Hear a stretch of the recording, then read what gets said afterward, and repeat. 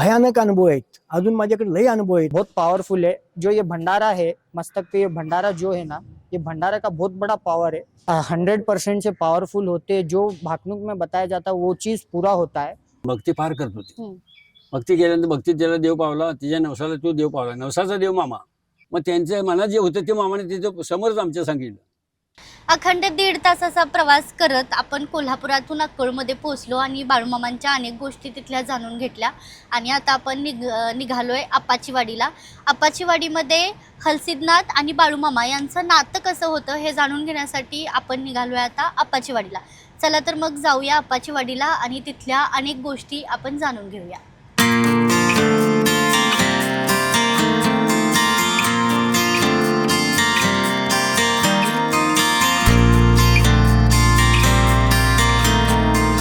आता आपण आप्पाचीवाडी इथं आलोय। आप्पाचीवाडीला येत असताना कोल्हापुरातून जर आपल्याला यायचं असेल तर कागल मार्गे आपण येऊ शकतो आणि कोगनूर फाटा आपल्याला लागतोय। तिथून एक 4 ते 5 किलोमीटर पुढे आलं की आपल्याला हा फाटा आप्पाचीवाडी हा कमान मोठी दिसते। त्या कमानीतून आत गेल्यानंतर आपल्याला हलसिद्धनाथाचं मंदिर दिसतं।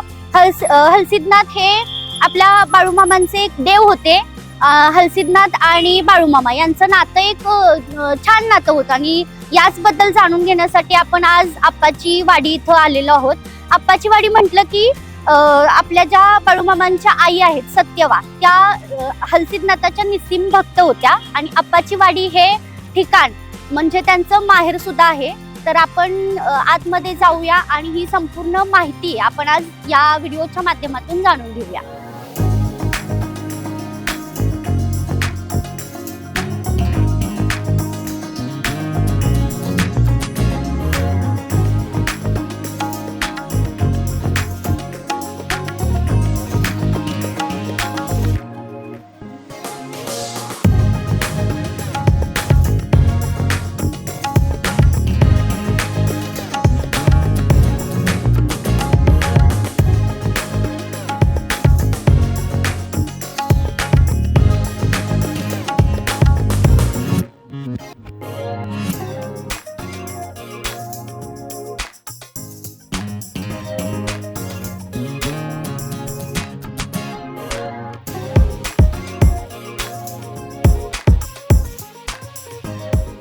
आता आपण आलोय आप्पाचीवाडी येथील हलसिद्धनाथ मंदिरात आणि मंदिरात जसं आपण प्रवेश करतोय तसं आपल्याला एक शांतता आणि प्रसन्नता जाणवते। आणि आता आपल्या सोबत आहेत आप्पासाहेब पुजारी, यांच्याकडून हलसिद्धनाथ आणि बाळूमामा यांचं नातं कसं होतं हे आपण जाणून घेऊया। नमस्कार गुरुजी। नमस्कार नमस्कार। तुम्ही वयाच्या 15 वर्षांचं असताना तुम्ही बाळूमामांना पाहिले, तर बाळूमामा आणि हलसिद्धनाथ यांचं नातं कसं होतं? बाळूमामाची आई आप्पाच्या वाडीची तिचे माहेर आहे। मग ती ह्या देवाची भक्ती करून इथे तिच्या माझ्या आईचा जन्म इथे झाला माहेर असल्याकडे, आणि ती या देवाची भक्ती फार करत होती। भक्ती केल्यानंतर भक्तीत ज्याला देव पावला तिच्या नवसाला तो देव पावला, नवसाचा देव मामा। हलसिद्धनाथाच्या नवसाचा देव हा मामा बाळूमामा। मग लहानाचा मोठा झाला, सगळे झालं, ते बालपण सगळं इथेच गेलं मामाचं। सगळी इथे आईच इथे असल्यामुळे सगळी ती इथे होती। परत शेवट त्यांच्या कारकिर्दी सुरू झाली, मोठा झाला, सगळे नवस गेले, सगळे नवसाला देव पावला। देव समाधी घेणार म्हटल्यानंतर अगोदर 1.5-2 महिने इथे मामा आले। ती तारीख 9/6/66 मामा 4 वाजता पंढरपूर यात्रा करून महालक्ष्मी ज्योतिबा करून आप्पाच्या वाडीला 4 वाजता इथे समाधी मंदिराला आता इथं आल्यात। आणि त्यावेळेला इथं आल्यानंतर इथे गाडी उभा राहिली आणि मामा दर्शनाला आत गेले। आणि मामा गेल्यानंतर वडील गेले, मी गेलो आणि आत गेल्यानंतर दर्शन घेतलं मामानी, देवाच्या अंगावर फुल ठेवलं, भंडारा टाकला, तीर्थ घेतलं आणि मामा आणि ते देव दोघं हलसिद्धनाथ दोघं एकमेकाला काय त्याचं संभाषण चाललेलं होतं। त्या आत दोघंच बोलत होतं, आम्ही दोघे तिथे कडेला उभं राहिलो, ते बघितलं। परत तिथं आम्ही बाहेर आलो आणि मी तिथे उभा राहिलो। उभा राहिल्यानंतर मी इकडे खेळायला, मामा तिथे बसले। मामा ते प्रसाद वाटायला सगळे केले आणि एक 10 मिनिटं झाल्यानंतर लोकांची गर्दी वाढू लागली। गावातले लोक दर्शनाला येऊ लागले मामाच्या। मग दर्शनाला बरेचसे लोक आली। मग तोपर्यंत मामा काय म्हणले, प्रसाद वाटल्यानंतर आता जातो गावात जातो म्हणले, मला बकऱ्या जायचं आहे, मुधोळ तालुक्यात निंगापूरला जाणार म्हणले। तिकडे जाणार म्हणल्यानंतर मामा घोंगडे घेतले आणि काठी घेऊन असं उभा राहिली इथं. त्यावेळेला मामा म्हणले, मामा आमच्या वडिलांच्या मनात काय आलं, माझ्या मुलग्याने जरा मामाचं दर्शन घ्यावं असं आलं. मग मला, मी तिथे खेळालतो, मला मामा म्हणले, अरे आजा झाला, जरा दर्शन तर घे मला म्हणले. मग मी दर्शन घ्यायला गेलो. दर्शनाचं घेतल्यानंतर मला शिवी दिली मामाने. हे सुकाळी ज्या म्हटलं, तुम्ही देवळात बसून साखर खावा आणि मी बकऱ्या काय वरेल आहे का, माझ्या बकऱ्या तुला यावं लागेल असे मामा मला म्हणले. मग असं मग नजर मी मामाकडे असं बघायला होतं, टोपी पडले एवढा मामा उंच फार होते. मग ते बघितलं आणि मला शिवी दिली, मला बकऱ्या द्यायची ताकीद दिली मला. मग पुढे ते तसे घडत गेलं. पुढे माझ्या वडिलांनंतर माझी नेमणूक त्या जागेला झाली आदमापूरला. मग तिथं वडिलांची कारकीर्द संपत आली. मी तिथे माझी नोंद झाली, माझी तिथे ट्रस्टीला नोंद झाली, सगळ्यात नोंद झाली. मी पुजारी म्हणून तिथे माझं हे झालं. मग तिथनं पुढे काय झालं, मामा आता जातो म्हणाले, आता जातो. मामाला घालवायला गेलो. मग त्या मामांचं वय त्यावेळेला 73 होतं, माझं 15 होतं. मग मामाला घालवायला आम्ही इथं पण गाडीपर्यंत आम्ही आलो. मग गाडीवर मामाला घालवलं. आणि त्यावेळेला तिथे भीमामाळी म्हणून इथे होते, यांची माळी वंशी इथं जेव्हा सेवेकरी होती, भीमाबाई ही मंदिर येते त्यांची सेवेकरी होते, त्यांचे पूर्वज इथे होते. त्यांच्या मनात एक वेगळं होतं. मग त्यांच्या मनात जे होतं ते मामाने तिथं समोरच आमच्या सांगितलं, तुझ्या मनात जे काय आहे ते माळे तुझ्यासारखं होतं, जा म्हणून सांगितले. आणि ते थोड्या वर्षानंतर ते त्यांना मिळालं हे त्यांनी सांगितले. आणि मग गाडीत बसून मामा निंगापूरला गेले. आता हे आपाचीवाडी आपल्या सत्यवा देवींचं सुद्धा माहेर म्हटलं जातं, तर त्यांचं काही असं आठवणी आहेत का ह्या मंदिरात? कुणाच्या? सत्यवा देवींच्या. सुंदराबाई. सुंदराबाईची अजून कुठे काय उल्लेख तसं काय झालेला नाही. माहेर आहे त्यांचं. माहेर आहे, बालपण झालं, सगळं झालं. त्यांनी सिंह भक्त सुद्धा होत्या, तर त्यांच्या काही आठवणी? भक्ती होते सगळे त्यांच्या. फक्त गेल्यानंतर पुढे काय झालं, इथं योग कसा आला, इथे यात्रेला भूमपौर्णिमेला इथे यात्रा भरायची. त्या यात्रेला लोक येत होते, यात्रेला यायचे, अक्कोळगावचे लोक येत होते यात्रेला. मग त्यातनं बाळापा नावाचा तो आला आणि त्यांचा मायापा म्हणलं, तो यात्रेत त्या यात्रेत इथं आला आपाचीवाडी. आणि आपाचीवाडीतले लोक काय इथे आली की यात्रेला सगळ्या अनेक गावचे लोक इथे यायचे, यात्रेला येत होते. यात्रा मोठी भरायची. आता अजूनही भरायला लागली, आता वाढत चाललंय. आल्यानंतर ते बसायचे. ते वाकळवाल्यांचा राहायचा मुक्काम कुठं तर मारुतीच्या देवळात, खडकावर मारुतीच्या देवळात त्यांचा मुक्काम असायचा. मग तिथनं त्यांनी त्यावेळेला पाण्याची घागर आणायच्या निमित्त झालं, पाण्याची घागर आणायचं म्हणून त्यांच्या घरी गेले. मग तिथं पाणी आणलं, ती मुलगी बघितली, पाणी फिरतेल दिसली, पाणी दिलं, सगळं झालं. आणि मागणं काय झालं की ही मुलगी आमच्या मुलग्याला केलं तर पै पाहुणं झालं तर बरं होईल असं त्या लोकांना सांगितलं, त्या घरातल्या सुंदराबाईच्या घरातल्या लोकांनी. मग तिने देतो म्हटलं, यात्रा बित्रा होऊन नंतर आम्ही तुम्हाला काय ते सांगू आम्ही, असं त्यांनी सांगितलं. मग ते यात्रा झाली, लग्नाचा योग आला, लग्न झाले, सगळं व्यवस्थित पार पडलं. पण माहेरचं ते झालं, पण पाठीमागं काय नाही तिकडलं कोण. मग तिथनं लग्न झालं, मुलं झाली 2. पहिला भैरवंड गंगो. मग ती अकोळे गरिबीचं गाव, त्यावेळी तेवढ्याच पण यात्रा त्यांनी कधी चुकली नाही. आपाचीवाडी ही यात्रेला प्रतिवर्षी यायची, यात्रा करायची, जायची. 2 मुलं झाल्यानंतर भैरवंड गंगू 2 मुलं झाल्यानंतर 2 मुलं घेऊन काकत ती चालत यायची त्यावेळेला. आणि ते खडक मंदिरला तिथे यात्रा मंदिरला आली, 8:15 आरतीच्या वेळेला तिथे आली. आणि आता कपड्याचे गटोळे एक आणि 2 मुलं घेऊन देवासमोर राहिली आणि मागायला लागले, देवाकडे मागणं मागायला या. देवा आता झाला तो प्रपंच माझा दिला झाला, निम्मा प्रपंच माझा सळ झाला, मला आता पुढं झालंय, मला आता हे काय नको आहे. आणि आता माझं एवढी आहे की ही इच्छा माझी एवढी आहे, ही 2 मुलं हे बघून सगळे डोळ्यात पाणी आले. आरती संपलेली होती, आरती देवाकडे बघत देवाकडे मागणं मागायला लिहा, तूच माझ्या पोटाला एवढं जन्म घे म्हणजे माझ्या जन्माचं सार्थक झालं असं देवाला ती विनंती करायला. आणि तिच्या त्या बोळ्या बाबड्या भावनेला देव प्रसन्न झाला. ह्या वर्षी बघितली, या वर्षी बोलली देवासमोर राहून, 5 नारळ तोरण म्हणतो, भगवाची वटी घरणाला भरून सगळं माझं व्यवस्थित करून निवत पाणी करून देवा जातो म्हणून ती नमस्कार करायला देवाला. तिच्या पाण्याचा झाला, तिचा भोळा बोवडा भाव बघून देव खुश झाला आणि तिच्या पोटात तिचा जन्म घेतला. तोच पुढच्या वर्षी तोच मामा तोच बळमावून पुढ्यात ठेवून नवस पूर्ण केली. ही मामा तिथनं मग मामाचा इतिहास सुरू झाला. हेच मामा ह्यो आता इकडे त्या मामाचा जन्म इथे याच्या आशीर्वाद म्हणजे याचा अवतार म्हणावं लागेल.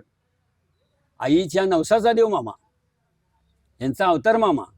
आणि यांनी सांगितलं की बाळू पुढं मोठा झाल्यानंतर बाळूला सांगितलं, बाळू तू आता हे करायला पाहिजे, गुरु करून घेतला पाहिजे. गुरु करून घ्यायला मुळे महाराज गुरु महाराज गारगोटीचे ते गुरु हे यांचा अवतार मामा, नवसाचा देव मामा असा इतिहास आहे इथला.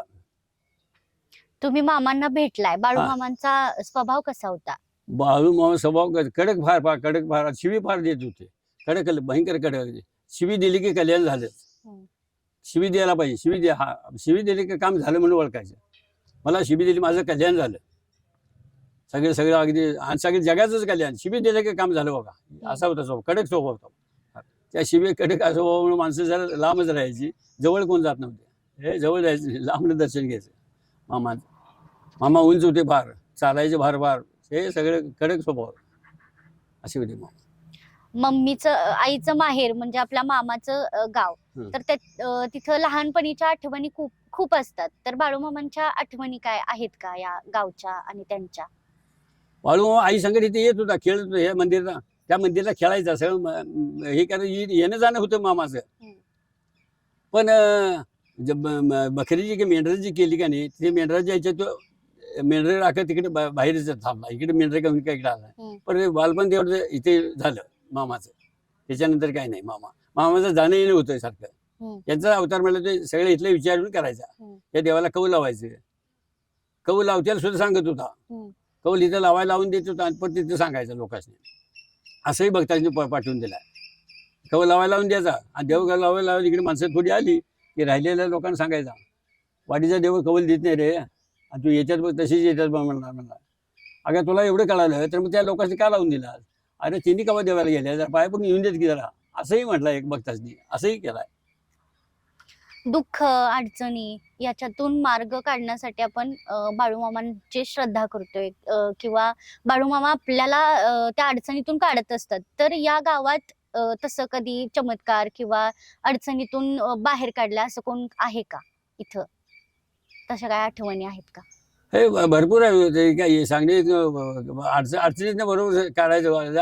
अडचण येण्यापूर्वी काही भक्तांना जे जवळचे होते त्यांना सूचना करणार, हे असं पुढे बरे म्हणणार, पुढं असं आहे, मी आहे म्हणणार, माझं जर आठवण कर म्हणजे तुला त्यातलं तू पार होतो. माझी आठवण करायला पाहिजे. मात्र तुला तुझ्या प्रसंग येणार आहे बा पुढं, तुला असं सांगायचं येणार आहे, पण त्यावेळेस जरासं माझी आठवण कर, त्यात तुला बाहेर काढतो का नाही बघून. असं काढलाय.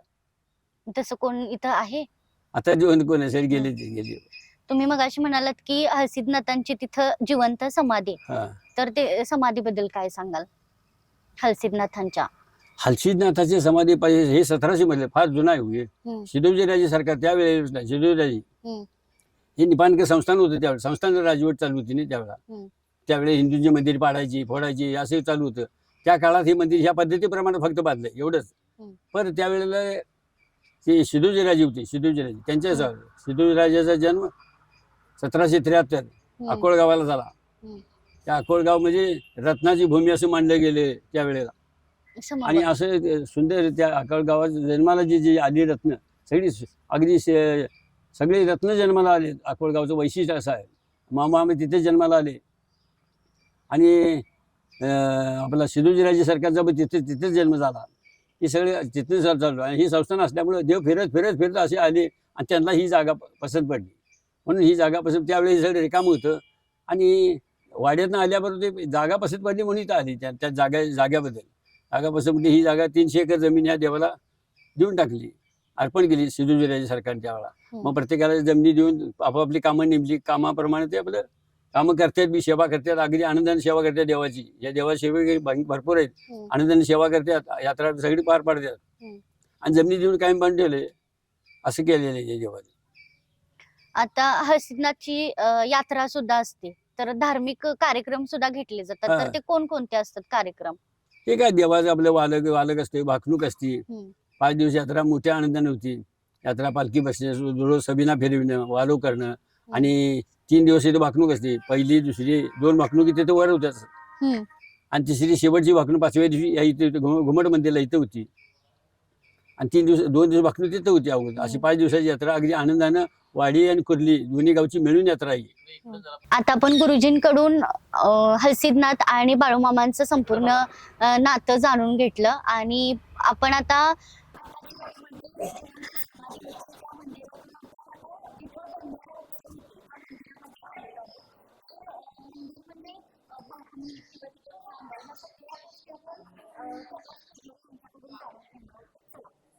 नमस्कार, माझं नाव प्रकाश राघू पुजारी.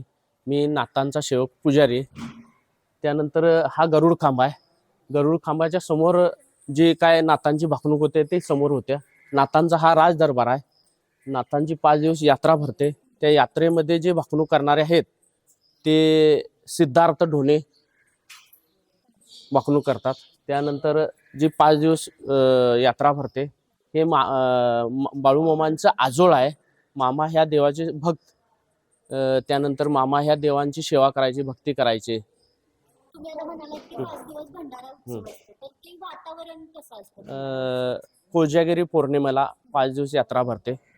यात्रेच्या पहिल्या दिवशी कुर्लीची आणि वाडीची जी पालखी वाडा मंदिरामधून इथे येते. इथून प्रदक्षिणा झाले की विराजमान होते. विराजमान झाल्यानंतर जे काय हेडाम खेळलं जाते, हेडाम खेळून मग गादीवर देव बसतोय. मग तिथून जे काय भक्त मंडळी येतात, देवदर्शन करतात. आंबील, प्रसाद, पुरणपोळीचा नैवेद्य. मामांची सगळी सुरुवात जी आहे ती इथून. आता मला असं म्हणालात की तुम्ही भंडारा उत्सव हा 5 दिवस चालतो, तर त्या उत्सवासाठी येणारी लोक ही भरपूर लाखोच्या संख्येत असतात. येत असतात. तर त्या भंडाऱ्याचं कसं? महाराष्ट्र, कर्नाटक, आंध्र, गोव्यातून म्हणजे ज्या ज्या नातांचे भक्त आहेत ते 5 दिवस इकडं देवदर्शन करून भाकणूक ऐकून त्यांचे प्रसाद वगैरे घेऊन जातात.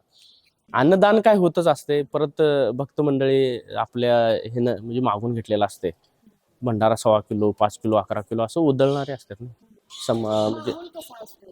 माहोल अगदी राजदरबार. राजदरबार 5 दिवस यात्रा अगदी भरगच. तुमची काय अशी आठवण आहे? आठवण म्हणजे नवसाला पावणारा देव. आणि जे काय तुम्ही जे मागून घेताय नाताकडने ते तुम्हाला पावतोय. म्हणजे तुम्ही जर मनापासून जर जे मागितलं, मनापासून जर देवभक्ती केली तर 100% तुम्हाला पावणार. आपण तिथे पाहतो की ढोल वगैरे ठेवलेले आहे. ते नातांचे ढोल, छत्री, कैताळ हे सोहळ्यामधले सगळं आहे. घोडी हे 5. हा चला.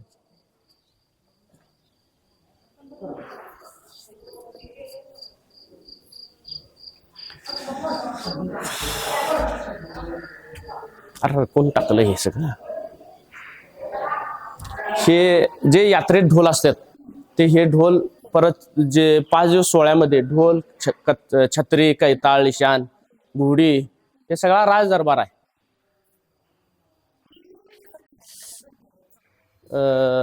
5 दिवस जे जे काय मानकरी भक्त, जे सेवेकरी, मानकरी, ट्रस्टी यांनी सगळं करतात.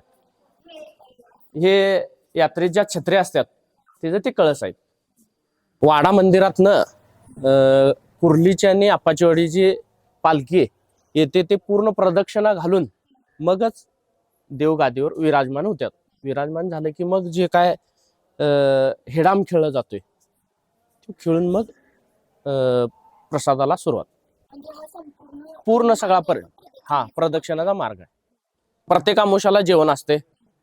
परत 5 दिवस यात्रेत सुद्धा जेवण असते, म्हणजे प्रसाद असते.